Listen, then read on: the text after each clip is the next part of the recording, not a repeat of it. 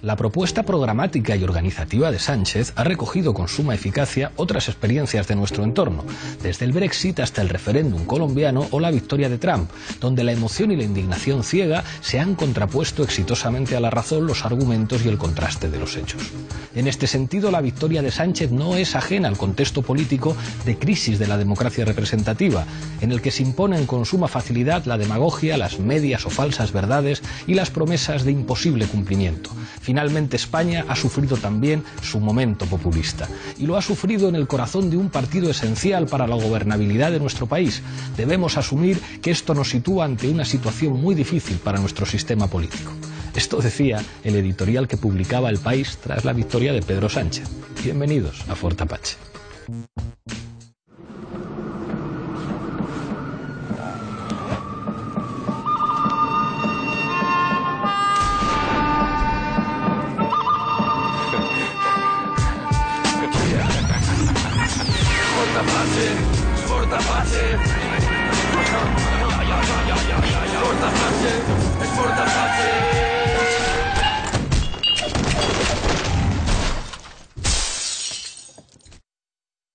Esta noche en Fort Apache hablamos de la perestroika de Pedro Sánchez. Para eso contamos con 6 invitados. A mi izquierda, Ramón Espinar, secretario general de Podemos Madrid. Muchas gracias por acompañarnos. Gracias a vosotros por invitarme.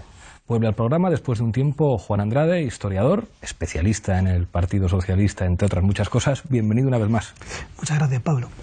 Antonio García Santes Mases, catedrático de Filosofía Política y uno de los viejos rockeros de la izquierda socialista. Muchísimas gracias por estar aquí. Muchas gracias a vosotros por la invitación.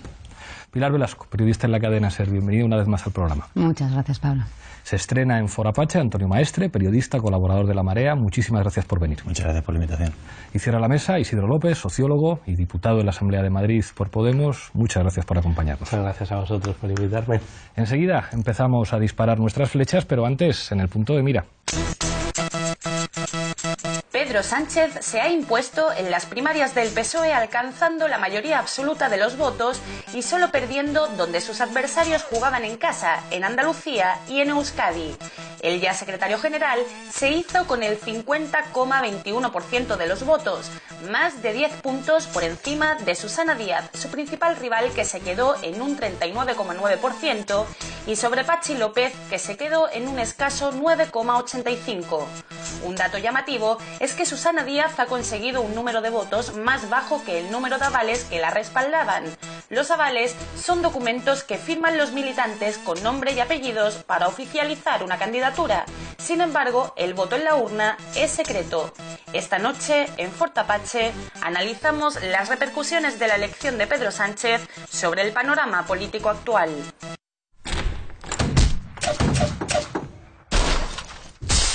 Empezamos como siempre con la regla del minuto. Misma pregunta para los 6 invitados. Empiezo contigo, Ramón. ¿Qué ha pasado? Bueno, yo creo que la situación del día del golpe en el PSOE, fíjate, no está resuelta. Creo que el PSOE enfrenta a un damero maldito que no resuelve su liderazgo. Y es la elección de época que tiene que hacer entre su supervivencia como partido político o la supervivencia del régimen del 78, que es un régimen al que el Partido Socialista está íntimamente ligado. Podemos decir que el PSOE, podemos decirlo tranquilamente, el PSOE es el partido que vehicula el régimen del 78 a partir de la victoria electoral en 1982 de Felipe González. Si el PSOE decide ser un PSOE modelo Corbyn o modelo Bernie Sanders, habrá acabado con ese legado de partido de régimen del 78. Si el PSOE, por el contrario, decide ser un partido de régimen, Pedro Sánchez enfrenta una disyuntiva que es la de enfrentarse a un espacio político en el que difícilmente tiene hueco. La derecha es Rajoy, el centro es Rivera, el cambio creo que somos nosotros y, por tanto, lo tiene muy complicado. Gracias, Ramón. Juan. Sí, de acuerdo con lo que se plantea, ¿no? Yo subrayaría que lo que se ha producido también es una rebelión de las bases, ¿no? Y las bases yo creo que se han rebelado por varias razones. O O sea, las bases se han revelado, digamos, por una cuestión también de amor propio, ¿no? O sea, ante la expulsión, ¿no?, de un secretario general que había sido elegido en primarias por ellas mismas, máxime cuando eso ya había sucedido en el año 2001, ¿no?, con Borrell, ¿no?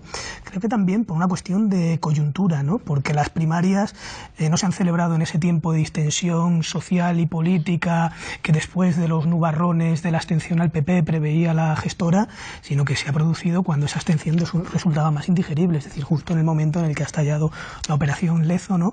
Y bueno, y cuando aquello ya resultaba más indigesto, ¿no?, para la propia militancia. Yo creo que porque también se venía produciendo un cierto escoramiento a la izquierda en todas las bases del socialismo, y en el caso de España han aprovechado también, yo creo que para, digamos, resarcirse de la exclusión o de la autoexclusión del 15M, ¿no? Yo creo que han hecho de manera muy peculiar y tardíamente su propia rebelión contra las élites.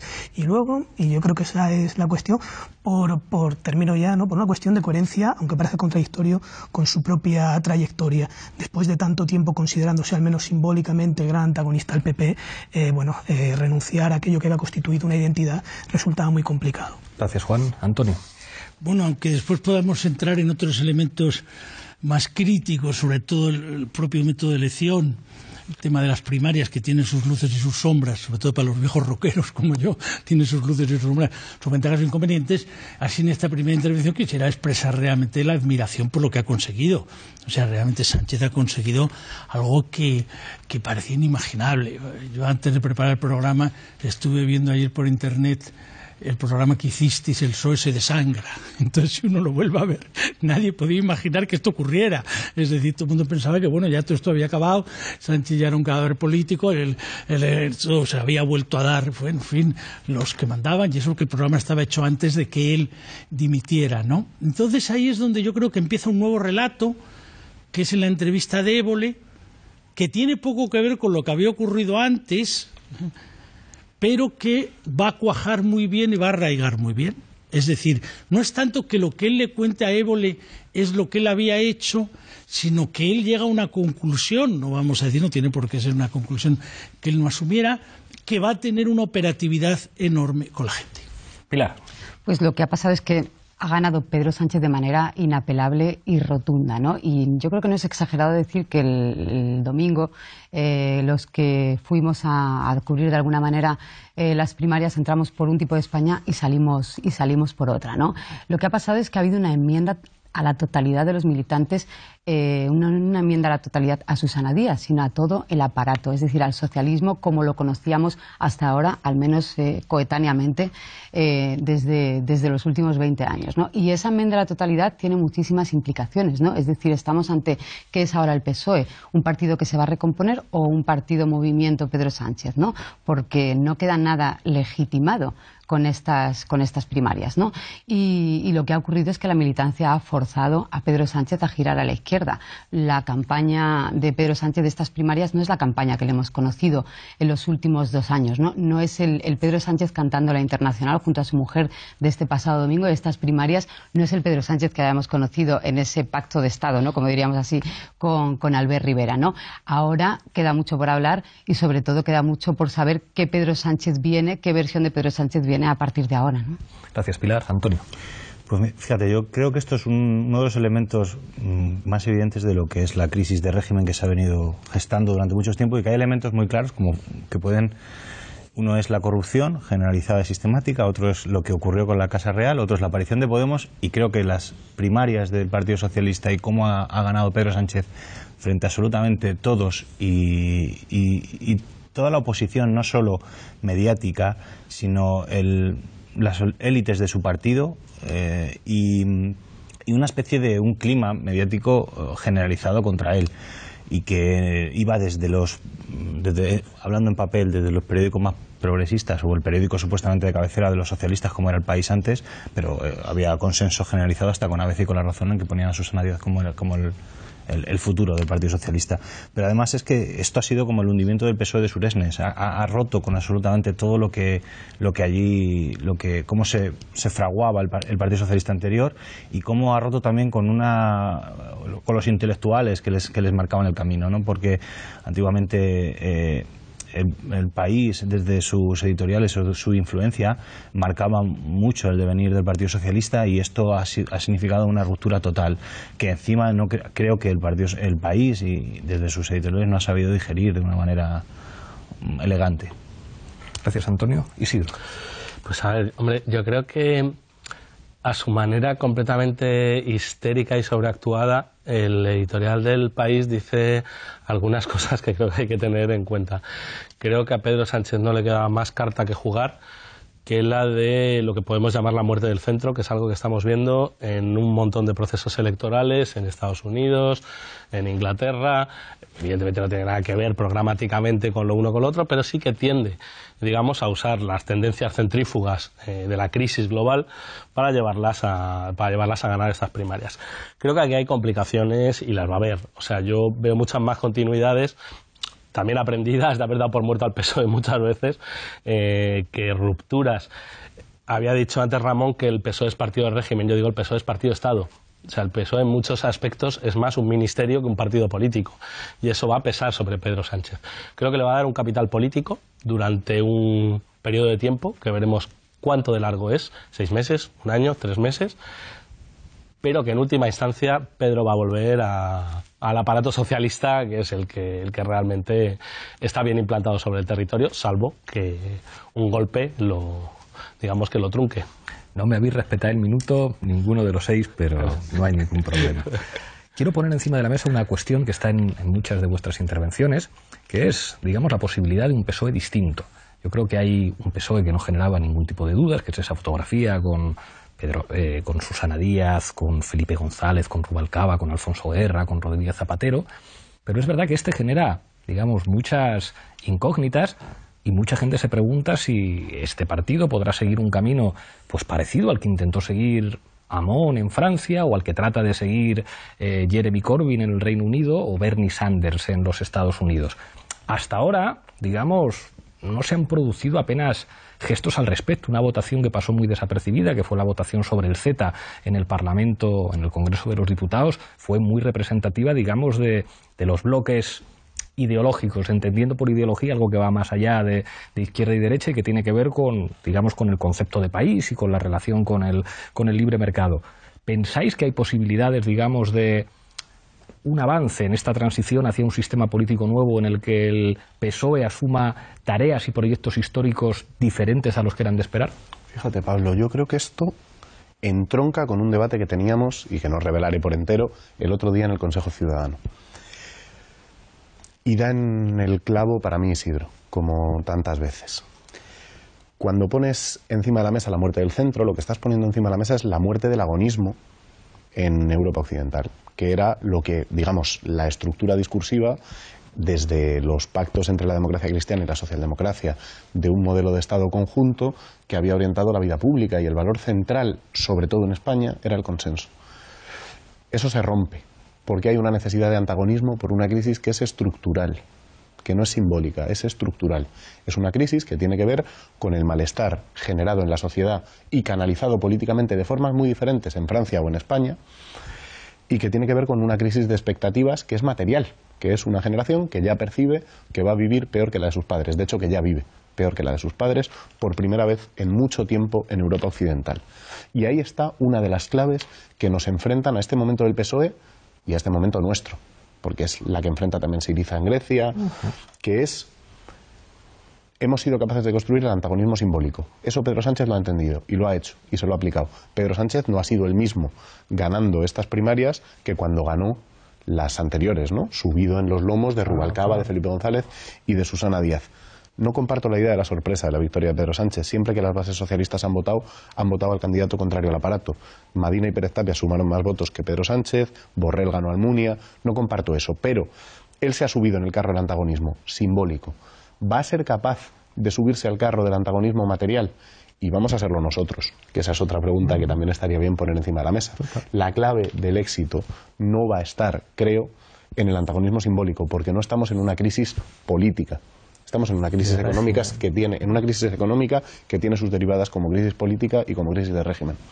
Bueno, Sí, de todas formas yo también relativizaría un poco, ¿no? O sea, yo no creo que se haya producido una impugnación a la tradición del socialismo. Yo creo que la crisis ha sido más bien la expresión de un anhelo, ¿no? Del anhelo de lo que el PSOE fue en gran medida. O sea, yo creo que lo que se anhelaba era, bueno, pues ese PSOE en confrontación con el Partido Popular, era ese PSOE de partido de gobierno, ese PSOE que en su imaginario representaba un cambio del país. Es decir, no se impugnaba tanto lo que habían hecho, lo que fueron Felipe González, Alfonso Guerra, José Luis Rodríguez Zapatero, como en el imaginario de muchos militantes del PSOE lo que había dejado de ser. Y yo creo que eso el equipo de Pedro Sánchez lo entendió relativamente bien cuando la mayoría de sus mítines decía aquello: el Felipe González, el Alfonso Guerra y el José Luis Rodríguez Zapatero de hace 15 años estarían ahora mismo aquí entre nosotros, ¿no? Es cierto, ¿no?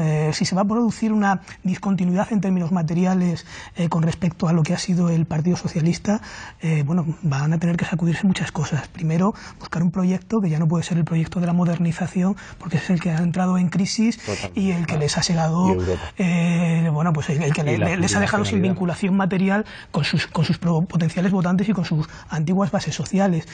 Diseñar otro partido les va a llevar a confrontar con Europa. Por otra parte está la cuestión de la organización territorial del Estado, que ya no van a poder superar dando simplemente un barniz federalista al viejo discurso de las autonomías, ¿no?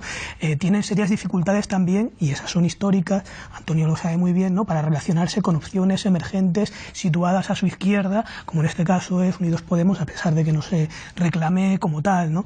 Para eso tienen taras considerables y es la mala experiencia que siempre han tenido cuando se han juntado, bueno, con esas opciones que les han llevado a traer a parte de sus bases. Y sobre todo tienen que saber qué hacer con la abstención ahora mismo del Partido Popular en esa lógica, ¿no? O sea, yo creo que desde el 2011 el Partido Socialista está atravesado por una contradicción fortísima entre su compromiso orgánico y fuerte con el llamado régimen del 78 y con el papel no solo formal sino material que venía desempeñando dentro del sistema, ¿no?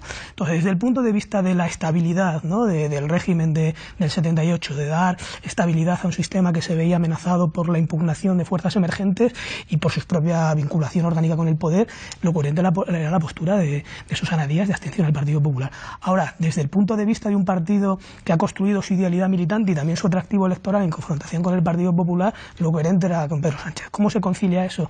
Es extraordinariamente buscarle, pues ahí, la cuadratura al círculo, ¿no? O sea, decirle a los militantes que asumieran la realpolitik de los dirigentes, ¿no?, de dar estabilidad a un régimen con el que llevan comprometidos 30 años, absteniéndose con respecto a un partido con el que llevaban confrontando otros tantos años, pues era mucho pedirles, ¿no?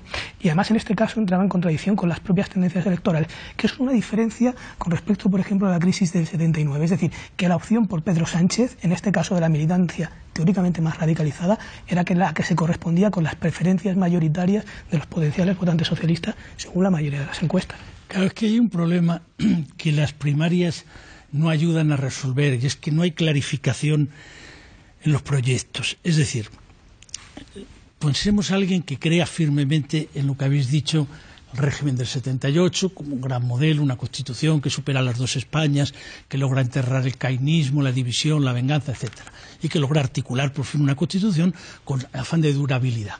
Bueno, esa argumentación es que no aparece en las primarias, en el debate que tienen los tres candidatos. Es decir, si alguien hubiera intervenido allí, le tocaba a Susana Díaz, claro, haber dicho, bueno, vamos a ver, nosotros no podíamos llegar a un gobierno porque no era el problema de Podemos, porque esto no era Portugal, no sumábamos solo con Podemos, había que llegar a un acuerdo de una u otra forma, pues con los independentistas, con Rufián, etcétera, y claro, pues nos pedían algo que no podíamos dar, con lo cual solo había dos opciones: o se iba a elecciones o nos absteníamos.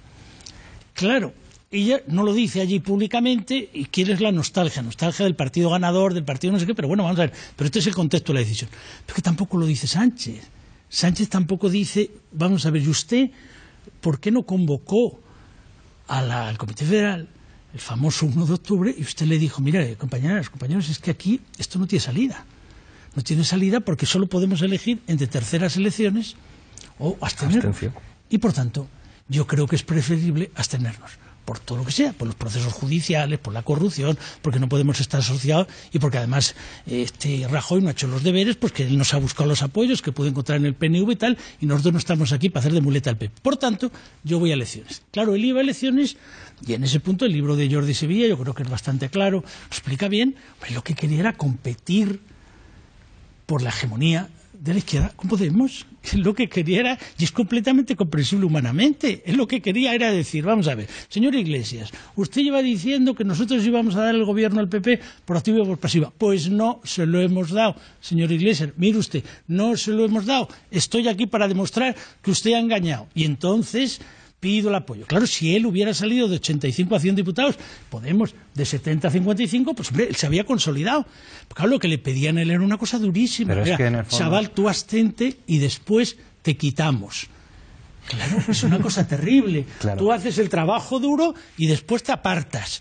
Claro, el hombre dijo, bueno, la frase de Javier Fernández. Tú asesina que nosotras claro, la frase de Javier Fernández. Los dirigentes sabíamos lo que había que hacer, pero no sabíamos cómo ganar el próximo Congreso y hacerlo. Bueno, claro, y cuando ya pasan los meses, ya nadie se acuerda del pasado, ya es que viene aquí, que viene Felipe. Entonces, claro, ese es donde está el desconcierto. Yo no digo que la política sea el terreno de la verdad absoluta, si es que tal cosa existe, pero bueno, un poco más de veracidad debía haber habido.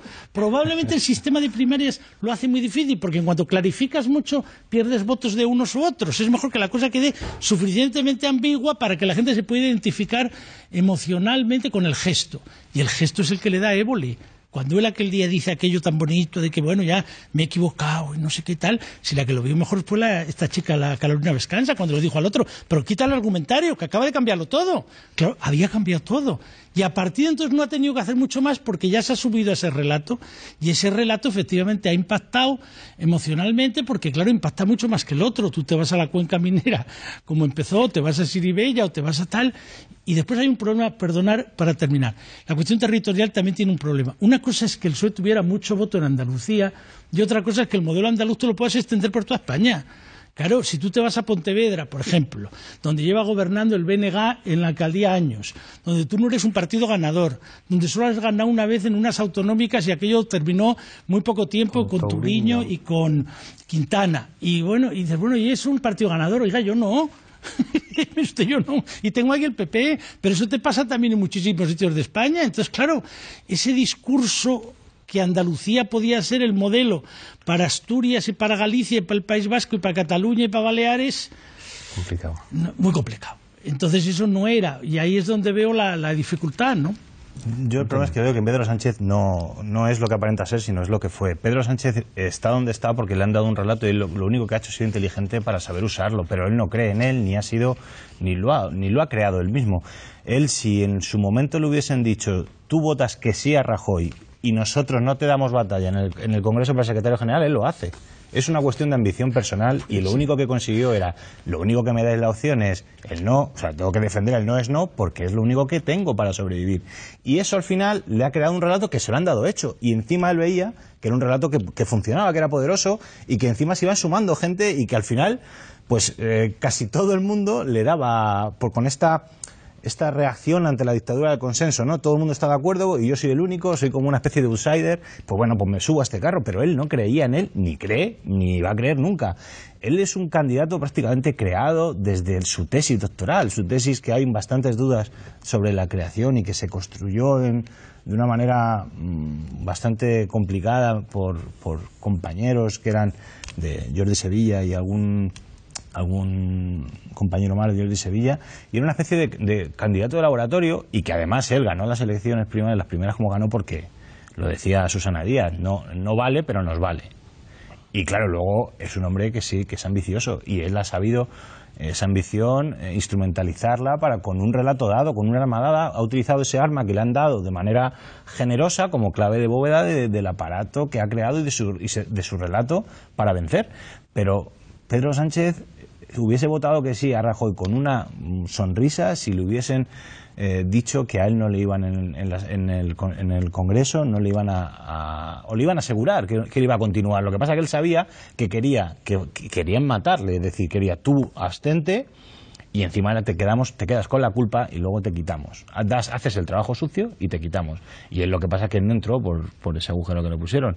Pero yo creo que desde luego no cree en todo lo que está haciendo y no creo que sea más de izquierdas ni del PSOE de izquierdas, no, él es un socioliberal, si esto significa algo, que para mí son simplemente liberales con una cuestión social en ciertos aspectos, pero pero él no cree en todo lo que está diciendo y creo que no va a cambiar, y estoy muy de acuerdo con Isidro en que cuando pueda se unirá a todo este aparato que ahora ha sabido pelear y que encima tiene fuerza contra él para poder exigirle ciertas cuestiones que antes no podía, ¿no? Pero yo creo que en cuanto pueda se va a unir a lo que siempre ha sido, porque hace más calor dentro que fuera. Sí, o sea, yo creo que, volviendo a la pregunta inicial, el PSOE con Pedro Sánchez o sin él no va a poder ser un vector de cambio jamás. Creo que en el mejor de los casos puede ser un agente subordinado a un vector de cambio potente, que es decir, el cambio nos toca a nosotros, o sea, por decirlo claramente. Lo más que puede hacer el PSOE es no entorpecer. Lo digo porque en estos meses en los que todavía dure el capital simbólico de Pedro Sánchez, los cantos de sirena van a ser justamente esos: veniros detrás de nosotros, que hemos cambiado, ahora somos de izquierdas. Pedro el mandato que tiene de sus bases es, en realidad, acércate al universo Nueva Política, al universo Podemos, universo municipalista, etcétera, etcétera. Acércate, trabajad juntos por un gobierno de cambio, por una España de cambio. Ese va a ser el canto de sirena que se va a lanzar desde el PSOE. Sin embargo, ahí hay varias cuestiones que conviene tener muy en cuenta. La primera, el PSOE es el partido de la traición permanente a las bases. O sea, es el partido de la decepción permanente. O sea, históricamente no sé ni cuántas podemos sumar, desde el referéndum de la OTAN en adelante hasta el 135, todas las que hay de por medio. Es un medio en el que el PSOE no está incómodo. Otros partidos, pues podemos pensar que se derrumbarían con la mitad de lo que ha hecho el PSOE. Sin embargo, el PSOE pues lo asume. Y luego hay otra cuestión sobre la que he mencionado en el primer minuto y que quizá conviene desarrollar, que es la cuestión del PSOE pata del Estado. O sea, que es muy potente. Has mencionado antes Andalucía. Ayer salió un artículo fantástico sobre Andalucía. Faenas, que no me acuerdo el nombre del autor, Solís creo que sea apellida. Para los que no somos de Andalucía, completamente revelador sobre lo que es el PSOE de Andalucía, es la organización de la vida social entera de Andalucía. Eso y Extremadura. Extremadura.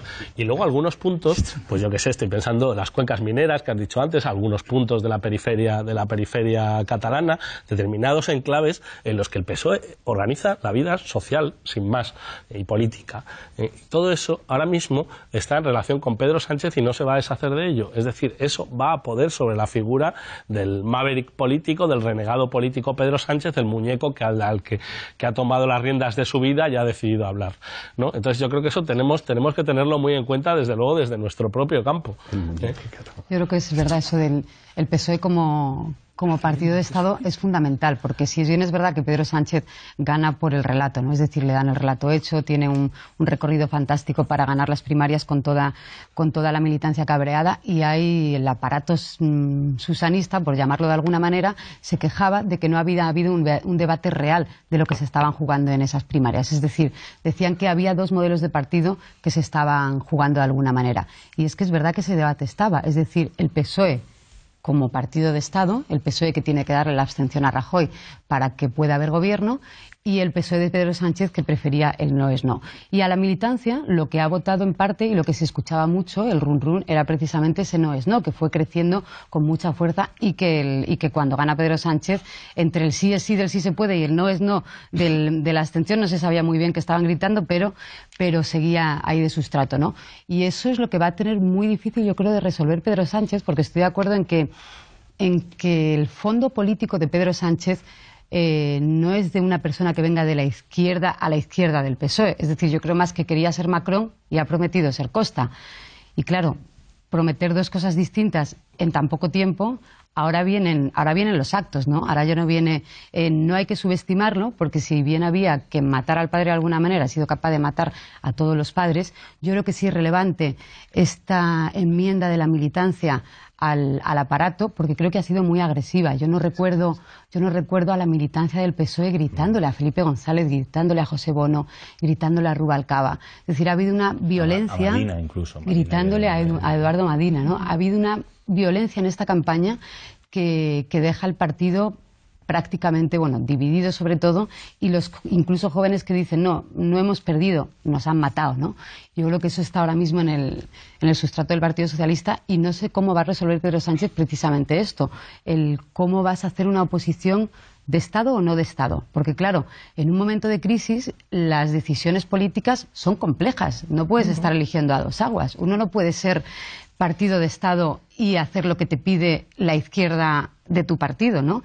Y no se había dado tampoco esta circunstancia antes. Antes era mucho más fácil ser partido de Estado y ser de izquierdas. Recordar el año, decías tú, el 2011, yo creo que esta gran debacle empieza un poquito antes, en el 2010. Acordaos de ese presidente bis que era Alfredo Pérez Rubalcaba con Zapatero, porque en el 15M no se criticaba tanto ni a Chacón ni a Zapatero como se criticaba tanto el modelo de partido del PSOE, ¿no? Y era mucho más fácil, como digo, perder o ganar, tomar una decisión u otra. Ahora Pedro Sánchez tiene un año muy difícil. El tema es el que está ahora mismo sobre la mesa, la famosa moción de censura. ¿Qué tipo de moción de censura va a aceptar el PSOE? ¿Cuál va a plantear en el futuro? ¿Qué pactos de Estado va a hacer con el PP? ¿Cuándo va a decidir quitar o no a Rajoy? ¿En qué condiciones?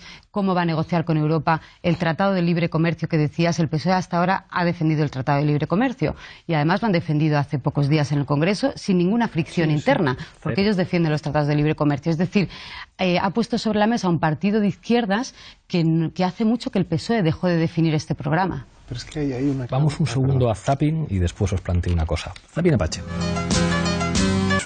Pues hemos leído efectivamente que se ha dado usted de baja en el PSOE. Bueno, no es una novedad, es algo que me había comprometido públicamente. Hay un ganador claro, que es el compañero Pedro Sánchez. Está vivo. Está vivo. Está vivo. Y no estaba muerto, no, no. Y no estaba muerto, no, no. Y no estaba muerto, no, no. Y que vamos a cumplir con el mandato de las urnas, que es hacer del Partido Socialista el partido de la izquierda de este país. A mí me gusta siempre ganar, lo he dicho. No me gusta quedar la primera de nada, de la izquierda, no, me gusta ganar. Que quien ha ganado ha sido el Partido Socialista Obrero Español. ¡Zas! En toda la boca. Vamos a construir ese nuevo PSOE, juntos y juntas, todos aquellos compañeros y compañeras que apoyaron una u otra candidatura, porque somos una gran familia, somos la familia del Partido Socialista.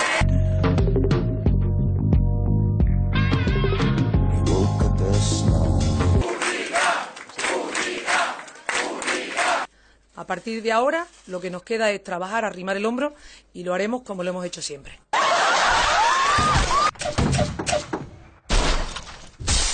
Os quería plantear una cosa que tiene que ver con lo último que decíais. A mí una de las razones por las que me gusta mucho el libro de Juan es porque compara, digamos, dos análisis sobre un momento histórico. Es decir, explica cómo la renuncia al marxismo-leninismo del PC y la renuncia al marxismo del PSOE, digamos, no tiene que ver con una cuestión teórica que tenga que ver con el marxismo, sino con un análisis que hacen de la sociedad española, en el que dicen la sociedad española es enormemente conservadora.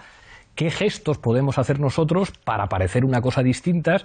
Digamos, eran, voy a decir una maldad, como eran muy errejonistas, tanto en el PSOE como en el PC de aquella época, y decían, nuestra sociedad es mucho más conservadora que nosotros, tenemos que tratar de parecernos a esa sociedad. Claro, el Partido Comunista lo más que puede hacer es renunciar al marxismo-leninismo y aparecer allí con los dirigentes de la guerra civil, que no es que tuvieran mucho sex appeal electoral, y sin embargo el Partido Socialista, pues digamos que todo le sopla viento en popa, tiene el apoyo de la socialdemocracia alemana.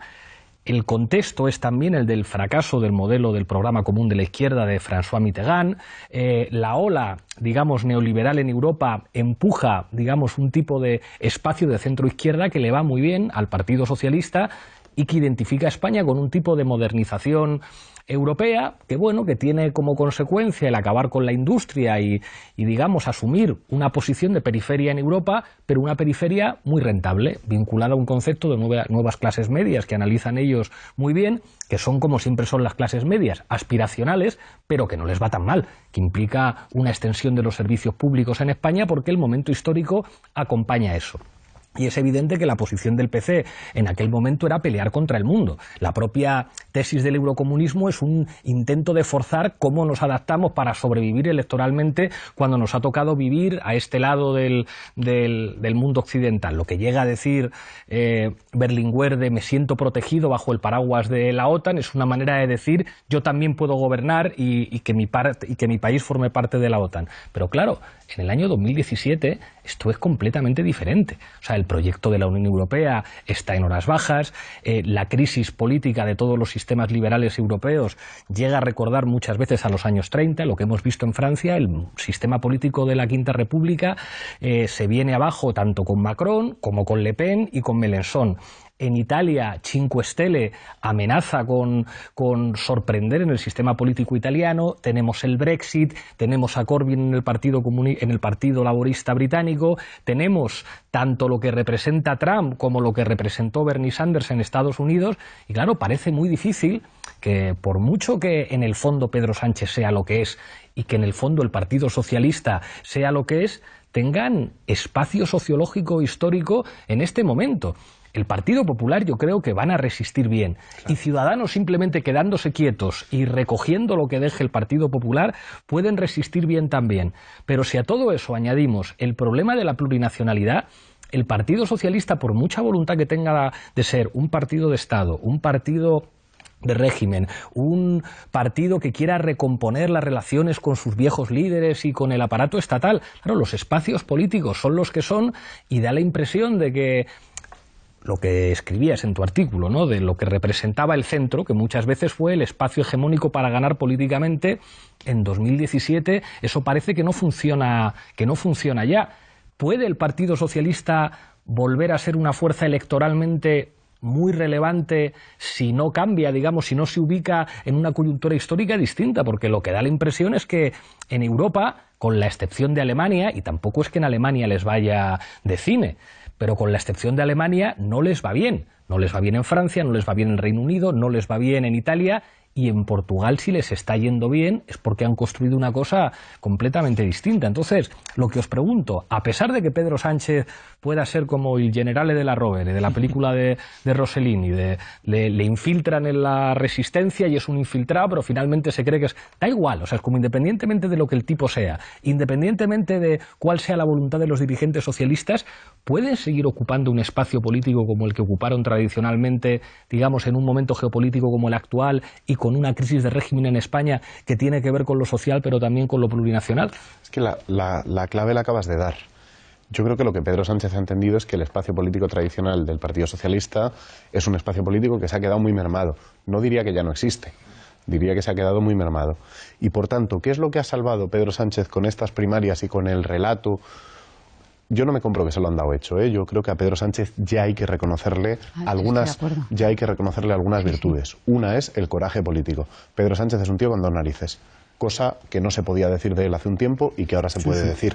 Pedro Sánchez es un tipo que estaba a irse a su casa y meterse debajo de la cama y no se metió debajo de la cama. Se cogió un coche, se recorrió España y resulta que le ganó unas primarias al Partido Socialista Obrero Español. Ojo con Pedro Sánchez. Al Partido Socialista Obrero Español, al país, a Tres Media, a todo el mundo. Bueno, al régimen, vaya. Sí. Esto es una cosa de la que en Podemos también sabemos, claro. También sabemos ya algo, no somos los únicos. Pero ¿qué ha hecho Pedro Sánchez con ese recorrido? Ha salvado la estética. Es decir, allí donde Pedro Sánchez no podía representar la construcción de un espacio político nuevo porque era un liderazgo de un espacio político viejo, se ha convertido en un liderazgo que puede decir, oye, yo soy un liderazgo para el nuevo tiempo y para el espacio simbólico de una nueva izquierda en un tiempo nuevo. Eso lo ha ganado.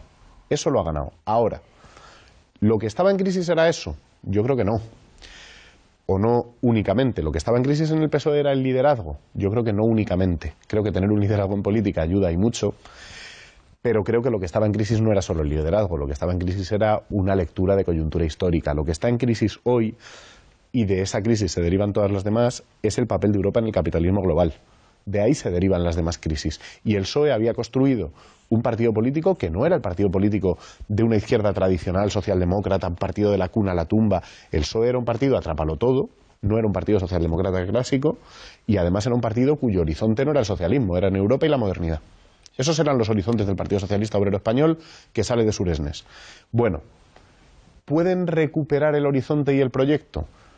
Veremos. Yo creo que las mejores cabezas que tenía el Partido Socialista detestan lo que el Partido Socialista tendría que hacer para convertirse en una alternativa. O sea, yo recuerdo a Maraval, que es uno de los tipos más listos que ha habido en el Partido Socialista. Totalmente. Y que era profesor nuestro, que decía, totalmente, mira, sí, todo esto que me estás contando está muy bien, pero la diferencia entre la izquierda y la derecha es un 2% en el porcentaje de gasto público, olvídate de lo demás. Totalmente. Bueno, ese mundo... Tú le conociste bien, claro. Ese mundo ha muerto.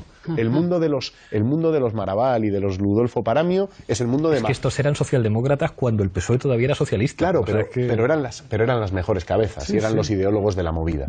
Ese mundo, el mundo de los Maraval y de los Paramio, es el mundo de Macron en Francia. Pero no es el mundo del personaje de Pedro Sánchez. Por tanto, sus mejores cabezas le detestan.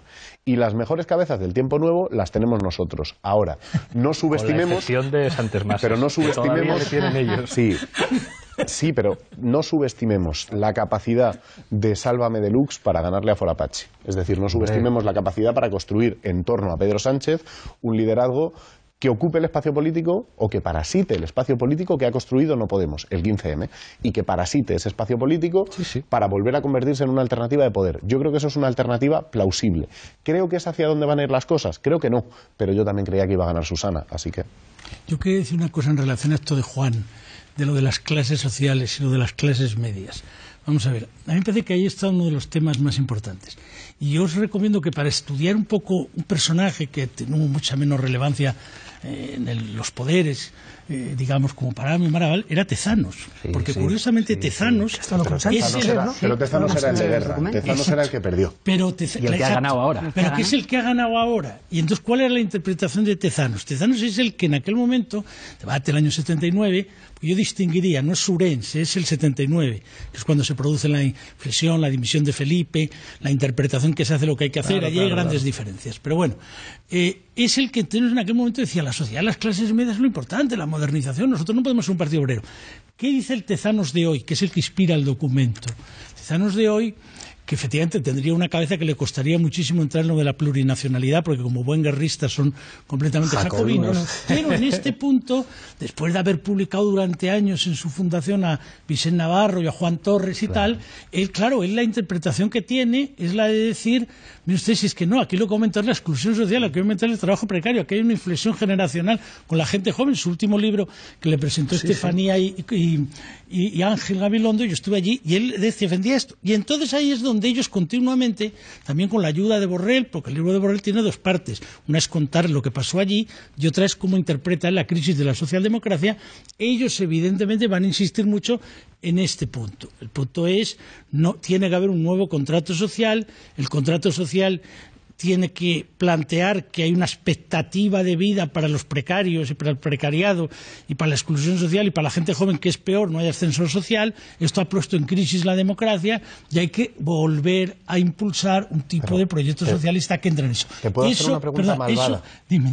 Te puedo hacer una pregunta malvada, porque ese es el diagnóstico nuestro. Pero la pregunta malvada es, ¿van a ser capaces, después de 30 años teorizando la reforma agraria, de teorizar la renta básica?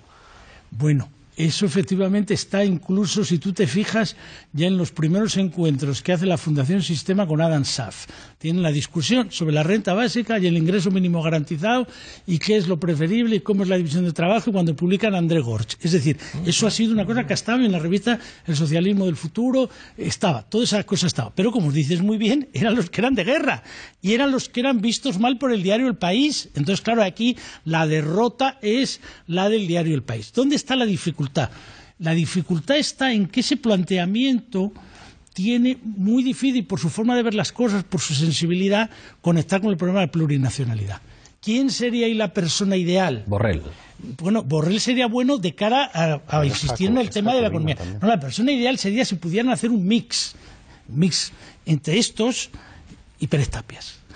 Eso sería el mix. Es decir, porque Pérez Tapias es el que ha trabajado el federalismo, ha trabajado la plurinacionalidad, y es de los que ha apoyado directamente a Sánchez, ¿no? Entonces, si ahí sí, lo que pasa es que, claro, eso ya puede ser muy duro. Y un matiz, es verdad eso que dices, pero no nos olvidemos de Adolfo Suárez.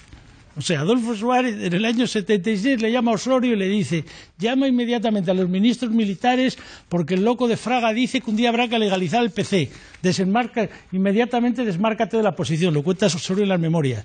Esto lo hacen ellos y es el que legaliza el PC después. ¿Qué quiero decir con esto? Efectivamente, el Sánchez que hemos conocido es otro Sánchez, pero yo creo que él no es solo que le han dado un relato, sino que ha asumido el relato, que ha impulsado el relato y que él juega ya en otra forma y en otra división. General de la Rovere. Y ahí viene el problema. Tampoco convendría decir de Surens para acá como si fuera lo mismo hasta el 79 y como si fuera lo mismo Zapatero que González. No.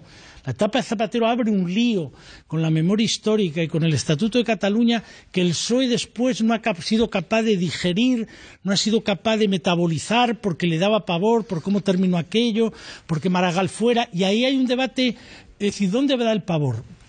Pavor le da al PSOE es que le ocurre lo que le ha pasado al PSC. Es decir, unos se me van a Ciudadanos, otros se me van a Esquerra y otros se me van a la abstención, y menos mal que tengo un tío agudo, ingenioso y tal como Iceta, y que Borrell mete lo de las cuentas y los cuentos porque si no, no sé cómo acaba la cosa. Sí. Pero, claro, eso es el pavor, que se fueran unos hacia un Macron crecido, pensar en el número de Vanity Fair sobre Rivera, ya lo han puesto otra vez, o en el número de cambio de 16, continuamente están insistiendo que Rivera tiene que ser la esperanza, y lo que ya ha sentado Podemos, en torno al 20%, 5 millones, que en principio está para quedarse. Con lo cual, claro, el espacio puede ser complejo. Yo comprendo que es difícil para él, con otra cosa que le añade la dificultad, que él no está en el Parlamento. Claro, al no estar en el Parlamento, en un Parlamento donde hay que discutir una moción de censura, donde puede haber que discutir si se incrementa el tema del yihadismo, donde no sabemos lo que puede ocurrir con el problema del Brexit, donde no sabemos las ofertas que puede hacer Alemania o Francia, España, y tú no estás. ¿Y qué haces ese día? Después de hablarle al señor Iglesias, al señor Rivera, al señor Rajoy, al señor Rufián, espere, que vamos a entrevistar al señor Sánchez. Perdón, Pedro, que es que hay una réplica muy interesante. Claro, es que no, es muy difícil eso. Zapatero se curtió en el Parlamento. Pedro Sánchez empezó en el Parlamento. Rubalcaba estaba en el Parlamento. Felipe, ¿qué vamos a contar en el Parlamento? Claro, esta es la primera vez. Si ellos asientan un bloque de poder y lo mantienen durante 2 años, dentro de 2 años es muy difícil volver con el entusiasmo de este 21 de mayo, porque has estado fuera en todos esos debates. Es donde yo veo la dificultad. Si esto hubiera sido ahora y las elecciones fueran ahora, dentro de 3 meses, hombre, ese impulso es fuerte. Lo que dices es muy relevante de cuándo tienen que ser las elecciones. Me dicen de realización que estamos llegando al final, volvemos a la regla del minuto. Esta vez sí que me tenéis que respetar la regla del minuto, porque si no nos quedamos fuera de tiempo. Tu minuto, Ramón.